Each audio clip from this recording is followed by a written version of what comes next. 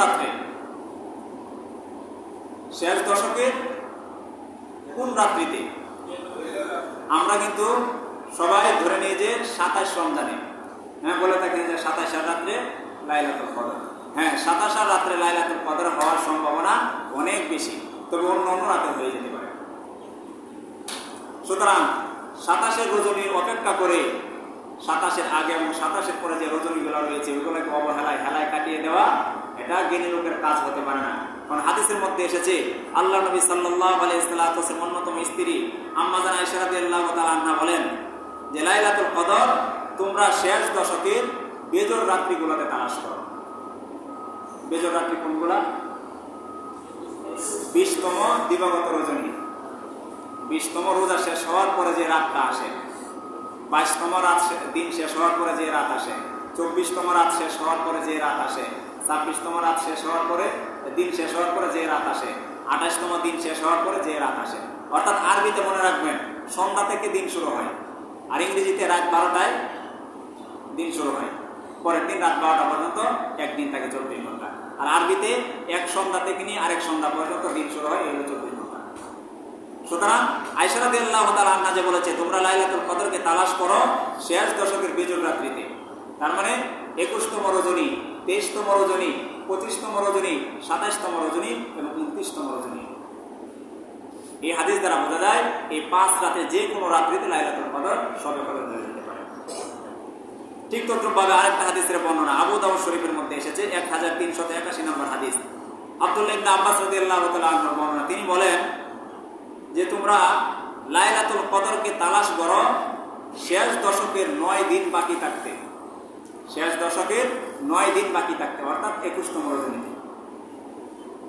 এই হাদিস দ্বারা পরিষ্কার বোঝা যায় যে 21তম রজনীতে লাইলাতুল কদর হয়ে যেতে পারে, যেহেতু বলছে শেষ দশকের 9 দিন বাকি থাকতেই লাইলাতুল কদরকে তালাশ করো। তার মানে আব্দুল্লাহ ইবনে আব্বাস রাদিয়াল্লাহু তাআলা আনহু এখানে বোঝাতে চেয়েছেন যে লাইলাতুল কদরটা 21তম রজনীতে 20 রোজার দিবাগত রাতে হয়ে যেতে পারে।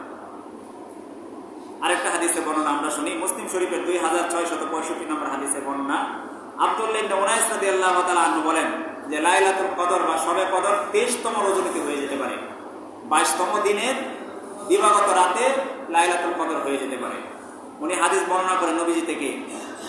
উনি বলেন যে আল্লাহ নবী সাল্লাল্লাহু আলাইহি ওয়াসাল্লামকে এক রাত্রিতে স্বপ্নে দেখানো হয়েছিল যে লাইলাতুল কদর কোন রাত্রিতে।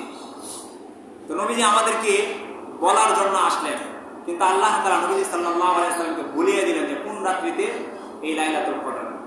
তবে নবীজি ওই দিন রাত 12 হওয়ার পরে সকালবেলা উনি বললেন যে যে রাত্রিতে আমি স্বপ্নে দেখেছিলাম সকালবেলা আমি দেখলাম যে আমি যে জমিনে সেজদা করেছি আমার কপালের মধ্যে কাদা মাটি এবং পানি লেগেছিল। তো সাহাবী আব্দুল্লাহ ইবনে উনাইস রাদিয়াল্লাহু তাআলা আনহু বলেন যে নবীজি ওই যে রাত্রি স্বপ্নে দেখেছিল এবং পরের দিন ওনার কপালের মধ্যে উনি কাদা মাটি এবং পানি দেখেছিল, তো ওই দিনের সকালটা ছিল 23তম রোজা। তো আমরা ধরে নিলাম যে 23তম রজনীর মধ্যে ওই বছর আল্লাহ পাক রব্বুল আলামিন লাইলাতুল কদর দিয়ে দিয়েছিলেন। সুতরাং এই হাদিস থেকে ভিত্তি করে আব্দুল্লাহ ইবনে উনাইস রাদিয়াল্লাহু তাআলা আনহু বলেন যে লাইলাতুল কদর 23তম রজনীতেও হয়ে যেতে পারে। ঠিক তদ্রুপভাবে বুখারী শরীফের একটা হাদিসের বর্ণনা 2202 অর্থাৎ 2022 নম্বর হাদিসের বর্ণনা। আব্দুল্লাহ ইবনে আব্বাস রাদিয়াল্লাহু তাআলা আনহু বলেন যে 23তম রজনীতে লাইলাতুল কদর হয়ে যেতে পারে, 24তম রজনীতে লাইলাতুল কদর হয়ে যেতে পারে। আগের হাদিস দিয়ে জানলাম যে প্রত্যেক বেজর রাত্রিতে, কিন্তু এই হাদিস দ্বারা বোঝা যাচ্ছে আব্দুল্লাহ ইবনে আব্বাস রাদিয়াল্লাহু তাআলা আনহু বলেন যে 24তম রজনীতেও লাইলাতুল কদর হয়ে যেতে পারে। অর্থাৎ প্রিয় ভাইরা, শেষ দশকের প্রতিটা রাতে আমরা আপনাদের মাধ্যমে গুরুত্বপূর্ণ। কোন রাতে হয়ে যায় বলা যায় না। এক রাত ইবাদত করবেন 1000 মাস, 1000 মাস, 83 বছর 4 মাস ইবাদত করার সম। তার মানে আল্লাহ নবী সাল্লাল্লাহু আলাইহি ওয়াসাল্লাম এই কল্যাণময় রাত, এই বরকতময় রাতটাকে গোপন রেখেছেন যেন আমার উম্মতেরা, নবীজি বোঝাতে চেয়েছেন আমার উম্মতেরা যেন এই রাতের ব্যাপারে আগ্রহী থাকে, উদ্গ্রীব থাকে, যেন তারা এই রাতটা খোঁজার জন্য শেষ দশকটাকে আল্লাহর রাস্তায় তারা কাটিয়ে দেয়। আল্লাহ নবী সাহাবা উবাদ ইবনে সাবিত রাদিয়াল্লাহু তাআলা আনহু বলেন যে 25তম রজনীতে লাইলাতুল কদর হয়ে যেতে পারে। উনি বলেন যে নবী সাল্লাল্লাহু আলাইহি ওয়াসাল্লাম একদিন বের হলেন ঘর থেকে আমাদেরকে বলার জন্য যে লাইলাতুল কদর কোন রাত্রিতে। উনি যখন রাস্তা দিয়ে যাচ্ছেন দেখলেন যে দুইজন লোক ঝগড়া করতেছে। তো নবী আলাইহিস সালাতু ওয়াস সালাম ওই দুই লোকের ঝগড়া মেটাতে গিয়ে উনি ভুলে গেলেন, আল্লাহ তাআলা ওনাকে ভুলিয়ে দিলেন যে কোন রাত্রিতে লাইলাতুল কদর। তুমি নবী আলাইহিস সালাতু ওয়াস সালাম যখন সাহাবায়ে কেরামের সাথে দেখা হলেন, উনি বললেন যে আমি তো তোমাদের জন্য তোমাদেরকে লাইলাতুল কদরের খবর দেওয়ার জন্য বের হয়েছিলাম, তবে রাস্তার মধ্যে আমি যখন এই পরিস্থিতি দেখলাম আল্লাহ তাআলা আমাকে ভুলিয়ে দিয়েছেন।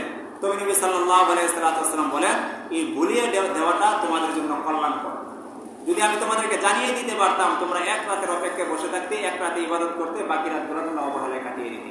আর আল্লাহ তাআলা যেহেতু আমাকে ভুলিয়ে দিয়েছেন, এর দ্বারা তোমাদের জন্য কল্যাণ রয়েছে। তোমরা একটা রাতের উসিলায় শেষ দশকের প্রতি রাতে তোমরা ইবাদত করার সুযোগ পেয়ে যাবে। সুবহানাল্লাহ।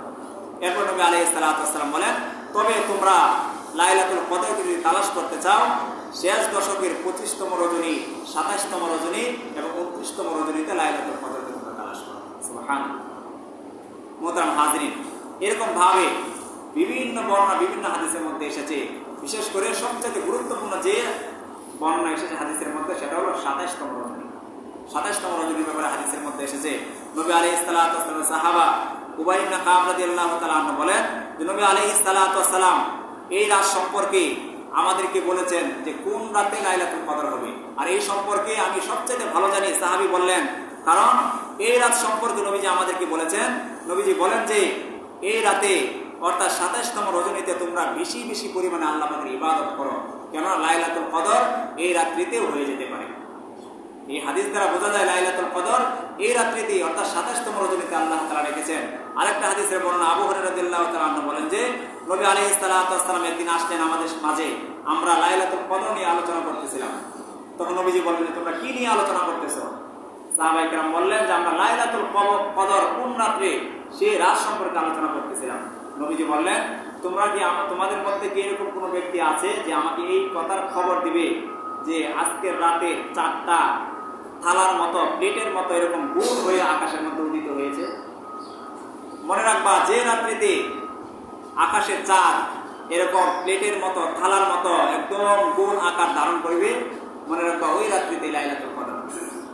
তো সাহাবী আবু হুরায়রা রাদিয়াল্লাহু তাআলা আনহু বলেন যে আমরা দেখলাম যে 4টা যে রাতে প্লেটের মতো, থালার মতো গোল আকৃতি ধারণ করেছে, সেই রাতটা ছিল সেই 27তম রজনী।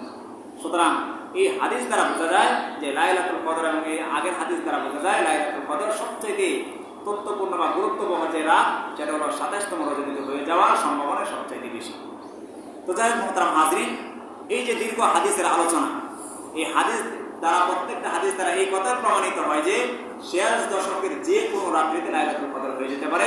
তবে সবচাইতে গুরুত্বপূর্ণ বিষয় হলো বেজোর রাত্রিগুলা, এবং বেজোর রাত্রিগুলোর মধ্যে সবচাইতে গুরুত্বপূর্ণ রাত হলো 27তম রজনী। লাইলাতুল কদর হয়ে যাওয়ার সম্ভাবনা সবচাইতে বেশি। তবে শেষ দশকের প্রতি রাতটাকে আমার আপনার জন্য গুরুত্ব দেওয়া অনেক অনেক জরুরি।